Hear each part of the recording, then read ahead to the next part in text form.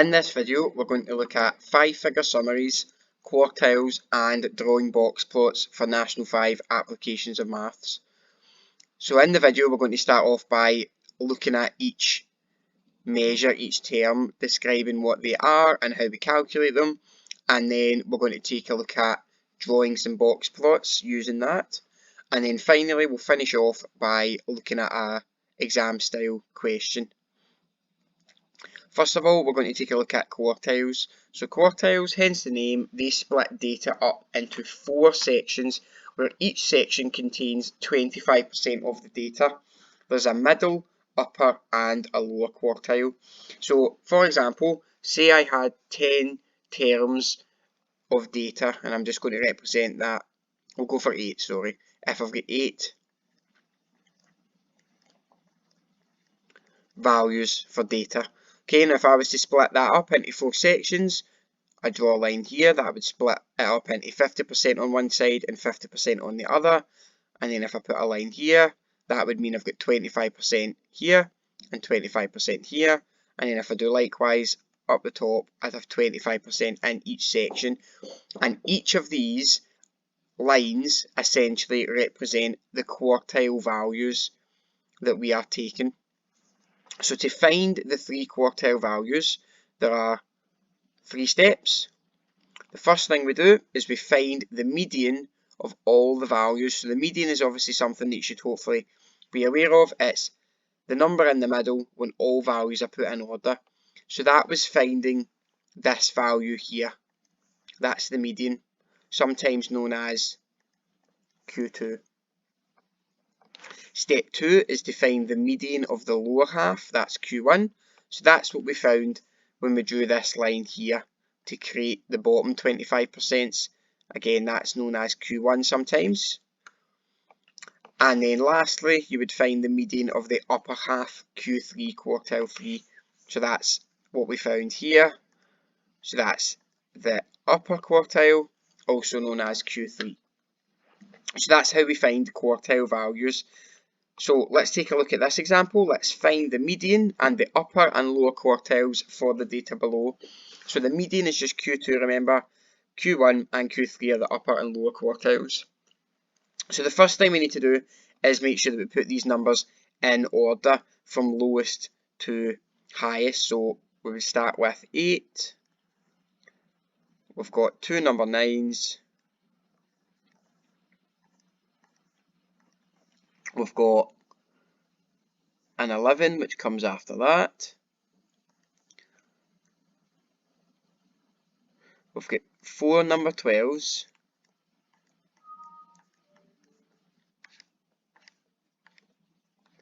After that we've got 17, then 18 and then 22. A quick thing to do, maybe to double check, is to count how many numbers you started with, count how many numbers you've ended up with, and hopefully you've not missed any out, or do as I've done there and score them off. So we started with 1, 2, 3, 4, 5, 6, 7, 8, 9, 10, 11 numbers. 1, 2, 3, 4, 5, 6, 7, 8, 9, 10, 11. That's how many we've ended up with. So hopefully we've not missed any out there. So step 1 is finding the median. So that's the numbers halfway in between. And that is going to be 12. So that's the median, that's also known as Q2. To find Q1, it's the median of the lower half. In this case it would be 9. So that is Q1. And let's find Q3, which is the median of the upper half, which is 17. So that's us found the 3 quartiles for that set of data. You've just got to watch out for when there's no exact middle number, in which case you would just find halfway between those 2 values. Okay, so how do quartiles fit into a 5-figure summary? So a 5-figure summary is basically just a summary of data based on 5 figures. And the 5-figure summary includes all 3 of the quartiles and the lowest and highest values. So if you're asked to find a 5-figure summary, just find the quartiles and then write down the lowest and the highest value as well, as shown. So let's do a wee example. Let's write a 5-figure summary for the following data. So we need to find out the quartiles and then the lowest and the highest values. So we need to put these in order first. So the lowest number is 22. Then we've got 23 after that. We've got two 24s. After 24, looks as though we go up to 29 and we've got one 29. After 29 we go to 30, we've got two 30s. And then after 30 we've got 32, 33 and 39. And I'll double check I've got the same numbers that I started with. 1, 2, 3, 4, 5, 6, 7, 8, 9, 10. 1, 2, 3, 4, 5, 6, 7, 8, 9, 10. So hopefully I've not missed anything out there. So let's find the median. So Q2, that's halfway in between. So 1, 2, 3, 4, 5, because I've got 10 numbers, so halfway in between would be here. So it's halfway between 29 and 30. You can either just look at it and be able to tell what halfway in between is, or you can add the two values together and divide it by 2. And that would tell us that Q2 is equal to 29.5. So if you add them together and divide by 2, that tells you the mean between the two values, which essentially is just halfway in between the two. Or you can just look at it. Then we're going to find the median of the lower half. So halfway in between would be 24, so that would be Q1. And then Q3 would be median of the upper half, which is 32. And then for a 5-figure summary, you just have to write all those down. So lowest value, Q1, Q2, Q3, and then the highest value. Lowest value, 22. Highest value, 39. Q1 was 24. Q2 was 29.5.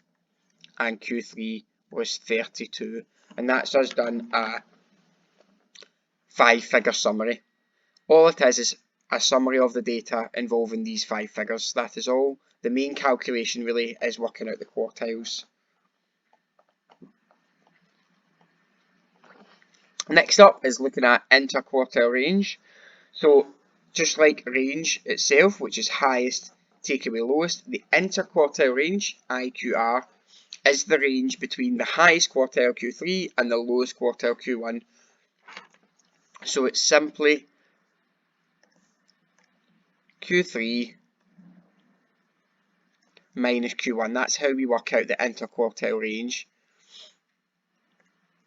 So just to show you an example, let's work out the interquartile range from the question above.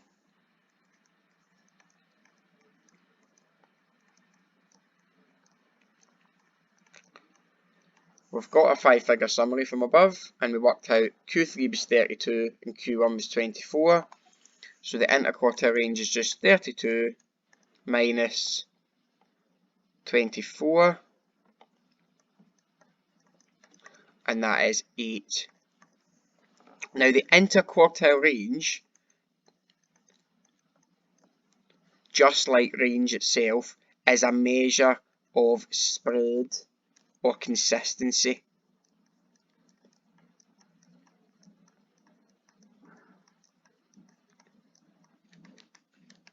The other statistical types of calculations we do for National 5 apps is looking at standard deviation, which involves the mean and the standard deviation. The mean is a measure of average, standard deviation is a measure of spread or consistency. When we're dealing with quartiles and interquartile range, the median is a measure of average, and the interquartile range in this case is a measure of spread or consistency. And that's something you're going to need to use when you're making some comparison comments. Okay, so what can we do with a 5-figure summary that we've just looked at? Well, a 5-figure summary can be represented using a box plot. Now, it's also sometimes known as a box and whiskers diagram. because of how the diagram looks. So down below we've got the anatomy of a box plot, or a box and whiskers diagram. So we've got the box in the middle and we've got the two whiskers at the end. So to make up the whiskers, we've got the lowest value and the highest value. And then to make up the box, we've got the three quartiles. Now what's important to note is that the size of the box, that is actually the interquartile range, because that is the upper quartile minus the lower quartile. That is actually the interquartile range. So the bigger the box, the more spread out the data is. Okay, so when we're plotting, making box plots, you need to make sure that you're doing it like this. You create a box using the lower quartile, the median and the upper quartile, and then the whiskers using the lowest and the highest value. Now from a box plot you can also obviously read off the values. So we've got a lowest value of 4, we've got a highest value of just under 12, we've got a lower quartile that's sitting at about 5.5, a median, which is the line in red, sitting just above 8, maybe 8.1, 8.2, and an upper quartile, Q3, of 10, and all of that information can be found from that box plot. Okay, now we've kind of looked at all the background, let's look at an exam level question and what you might get asked to do. So we've got the temperature in degrees Celsius of a restaurant fridge is recorded each day. The temperatures over a 13-day period were as follows. For this data, calculate the median, the lower quartile and the upper quartile. So we're going to need to put all these values in order, work out the median, then work out the two quartiles from that. So let's find the lowest temperature, start off with that. Lowest temperature is 2.9. Score that off. After 2.9 it's 3.2, and we've got 1, 2, 3 of those. So 3.2, 3.2, 3.2. After 3.2 it's 3.3. Twice, we've got 2 of those. After 3.3 it'll be 3.4, just got 1 of those. After 3.4 jumps to 3.6 and there's 2 of those. After that it's 3.7, 4.1, and then there are 2 4.2s. Okay, just double check. 1, 2, 3, 4, 5, 6, 7, 8, 9, 10, 11, 12, 13, and there was 13 ones recorded, so we must have done that correctly. So to find the median, it's halfway in between.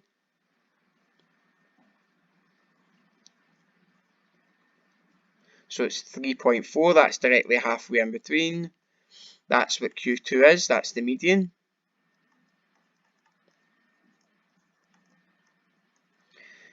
The lower quartile is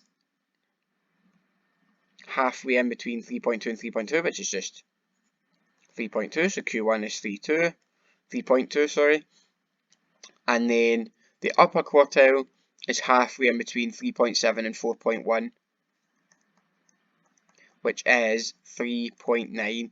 But again, if you added those two values together, so if we did 3.7 plus 4.1, I would get 7.8, and dividing that by 2, it's 3.9. So that's how you can work that out if you're not sure. So that's us done part A, found the quartiles. Part B is saying to construct a box plot for this set of data. Good news is usually you get the scale and things written on for you and the box provided. So remember, for a box plot we need a 5-figure summary essentially, so I'll just do that at the side so we've got it.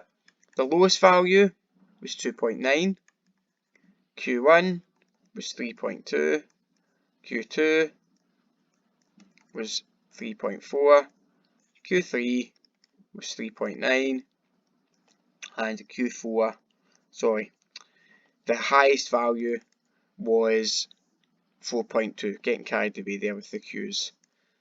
Okay, so now we just need to fill that in. So lowest value is 2.9, so that'll be halfway in between this box. Now obviously I'm doing this kind of on a computer, so it won't be as accurate as using a ruler. Then we've got, that's the lowest value. Then we've got Q1 is 3.2. Make sure the diagram is the same width, so I'm using 2 boxes for that, and that's Q1. Q2 is 3.4. And Q3 is 3.9.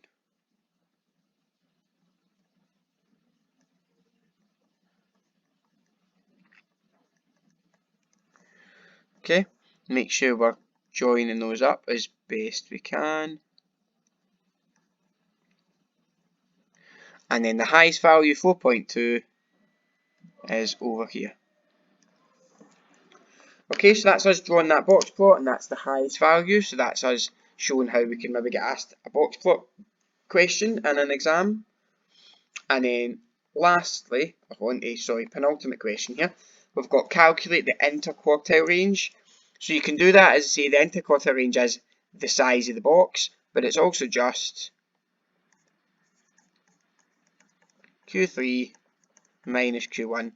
We know that Q3 was 3.9, Q1 was 3.2,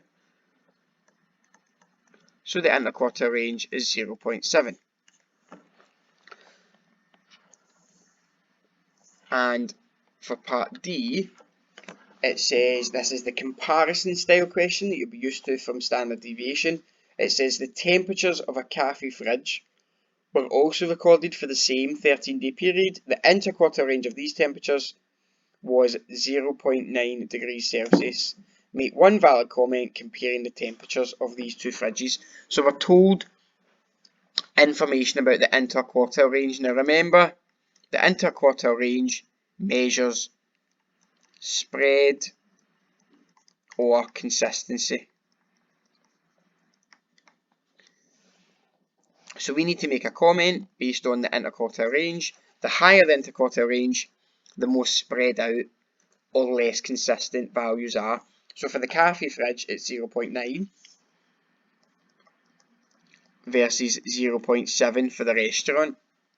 So clearly for the restaurant fridge, which is the one that we're looking at, just come back, it's a restaurant fridge. It is lower, therefore it's more consistent. So the restaurant fridge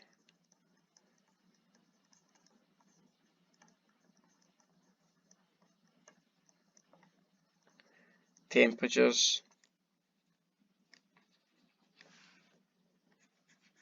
were more